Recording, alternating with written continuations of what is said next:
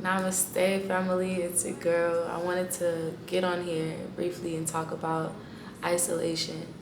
So, when I say isolation, I mean isolation not by means of neglecting your relationships or pushing away the love that is coming your way or being detrimental in any way, shape, or form to people who desire to love on you and be in your energy and all that good stuff. I mean isolation by means of purposely sitting in your own energy to acquire clarity, to acquire a certain result, to acquire focus, to acquire discipline, whatever it is that you wish to acquire as on a positive sense within your own self.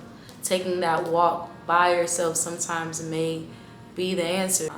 But I don't believe in, long-term isolation. I feel like as human beings, we are social animals. Like, I wish I could remember her name because she changed my life. But she referred to disconnecting to reconnect, right? So as human beings, we're like a plug, right? In our communities, our friend circles, our family, those are different sockets that we plug into. And if there was ever a moment where we're not vibrating on the same frequency, we unplug from that socket. And we just float around for a little bit. We vibrate somewhere else. Oh, now we're over here. We're in this socket now.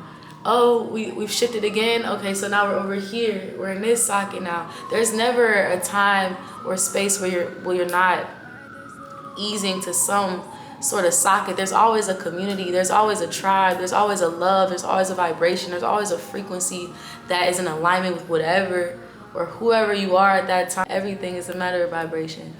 But yeah, so when it comes to isolation, I try to separate isolation from loneliness, because loneliness for me personally is like the undertone of a lot of my previous sadness. But isolation doesn't mean that I'm alone. No, it doesn't mean that nobody loves me, nobody rocks with me, I'm by myself. No, it doesn't mean any of that.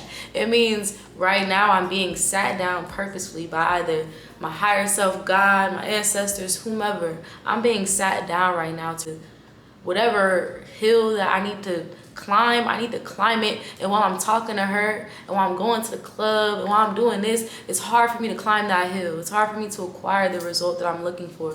I say I want this life. Okay, I may need to sit down, or I may need to sit out, or I may need to sit by myself for a little bit before I'm able to polish up my character to acquire the lifestyle that I desire. And that's okay. Reflection comes from isolation. Literally, when you're sitting by yourself, when we meditate, we're alone. That's a form of isolation, right? Mental, spiritual, physical, emotional isolation. The result of clarity. Gain the result of being open.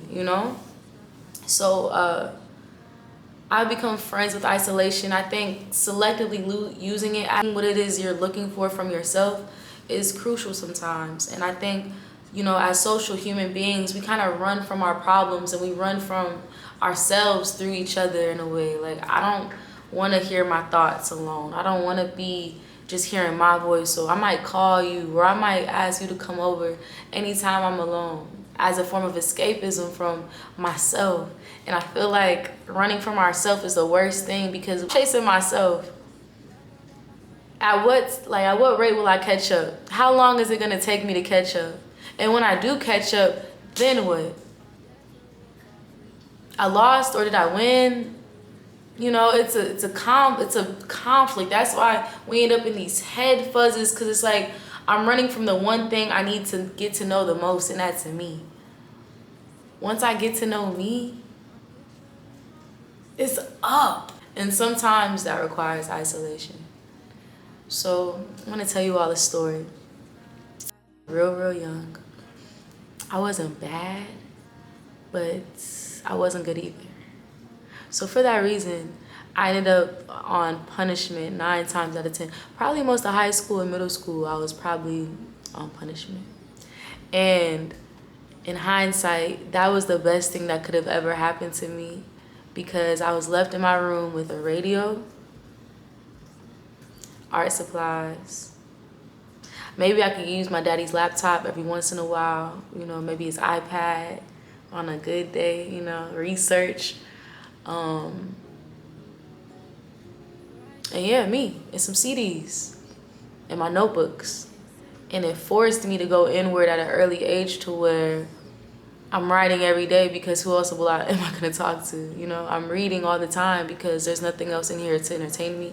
I'm listening to music hella because I don't have a TV in my room. You know, it's forcing me to go inward to explore because the outside is so bland that I need to see something else. I need to be stimulated. So I found a lot of time and I found myself, you know, stimulating myself.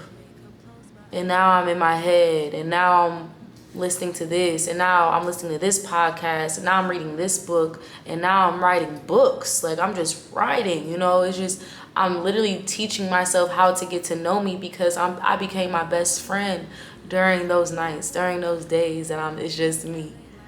And there's nobody there to kind of to sit right there and think.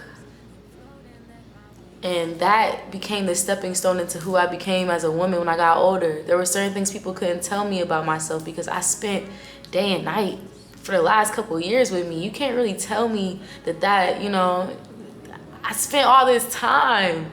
I wrote all of this. I can go and find the patterns of whenever I was dreaming about this or when I was thinking about that, what I was going through. I have references because I spent so much time alone. But I say all that to say, like, isolation isn't bad. It's not bad at all.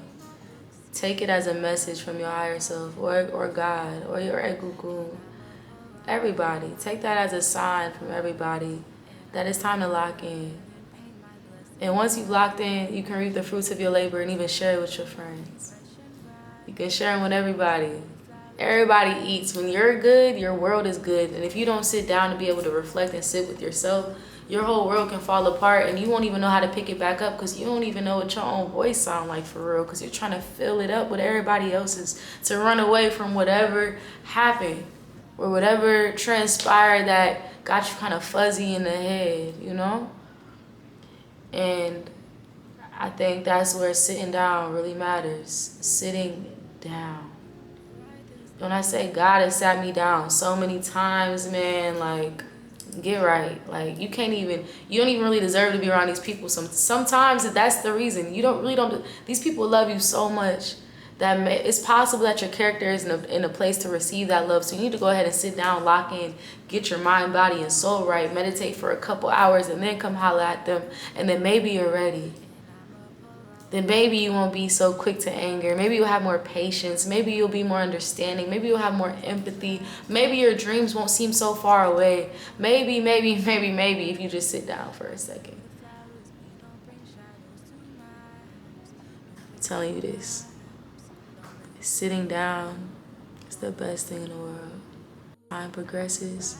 Once you've locked in, once your goals are right here, it all makes sense.